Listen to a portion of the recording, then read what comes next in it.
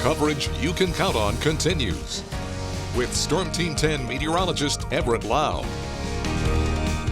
Good Saturday morning. We got some confirmation from the National Weather Service overnight that we did in fact set the new record low pressure in Terre Haute yesterday afternoon, just before 4 o'clock at the airport. The pressure dropped down to 2892.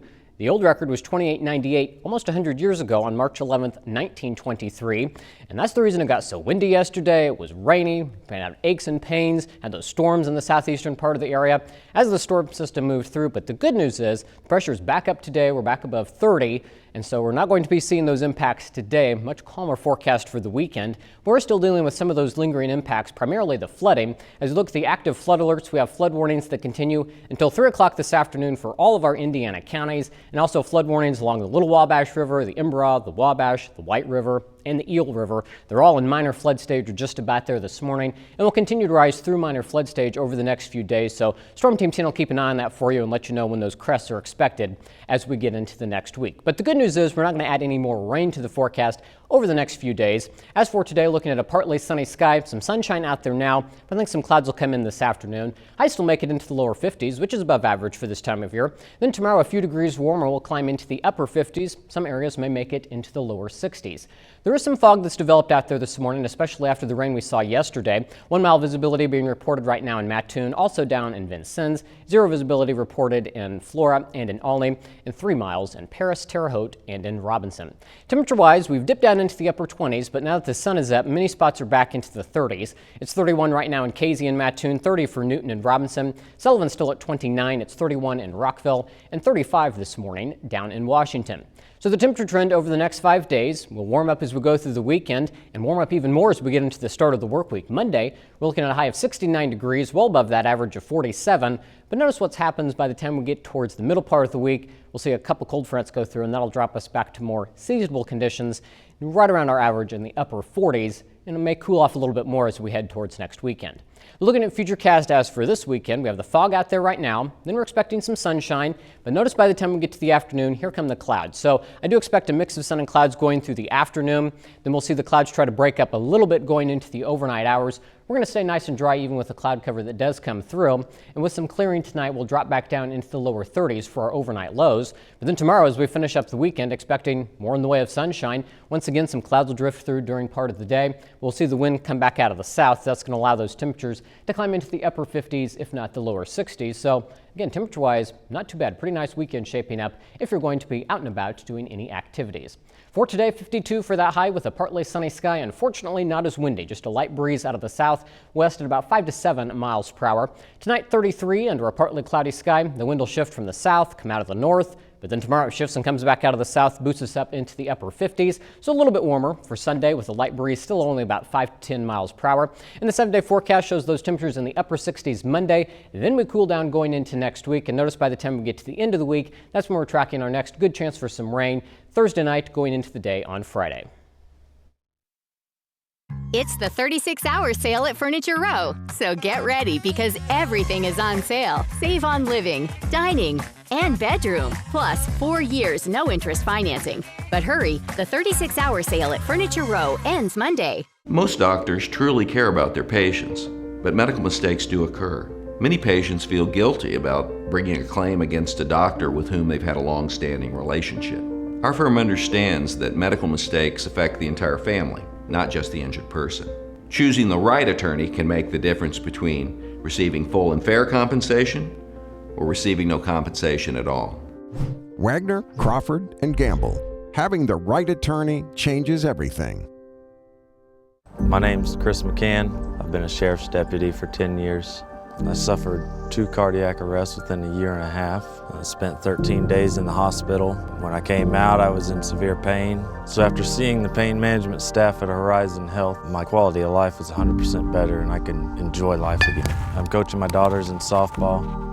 I'm back at the gym. I feel like I'm back to my old self again, and life is great thanks to Horizon Health.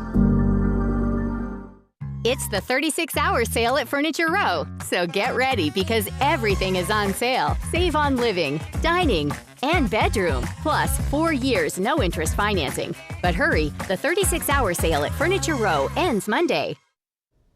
The high school basketball season is underway, and Sports 10 is staying busy covering the action from across the Wabash Valley. Here's Rick Semler and Marty Ledbetter with this week's In the Paint. Good evening. We'll get to the high school portion of In the Paint in just a few minutes, but first we're going to start with the Sycamores over in St. Louis. For the second day in a row, Indiana State made history at Arch Madness. Sports 10's Marty Ledbetter took in the latest record-setting performance. Marty joins us now to recap the big day for ISU. Hello and welcome back. Welcome to the Enterprise Center here in St. Louis.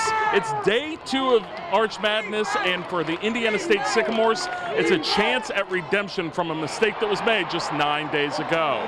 The 5th-seeded Sycamores took on the 4th-seed Belmont Bruins.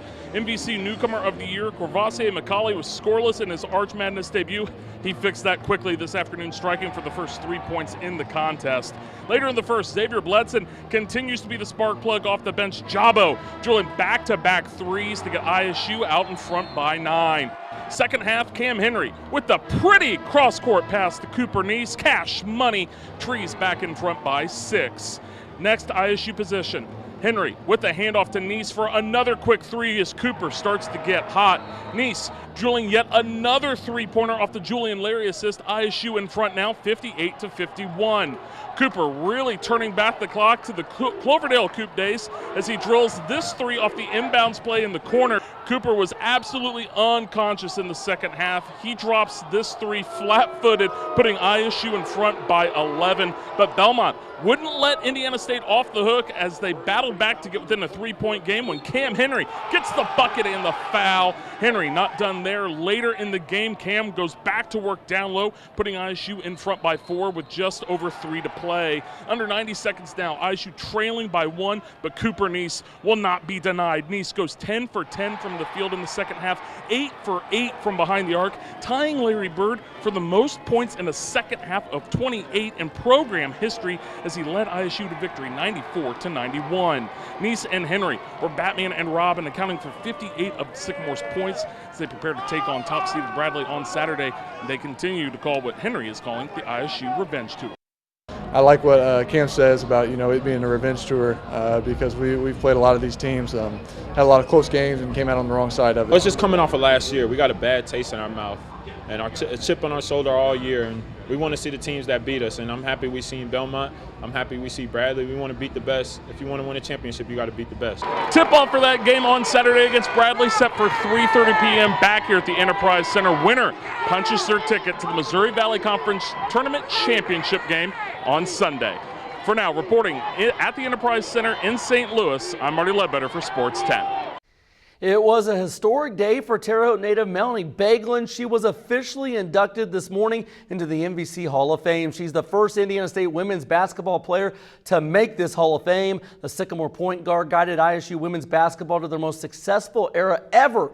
With Bagelin running the show, ISU was 88-36, made 3 WNIT appearances. In 2006, she was named MVC Player of the Year and Defensive Player of the Year. Mel is arguably the greatest female basketball player to ever come through Terre Haute, and she says it's the only place she wanted to play.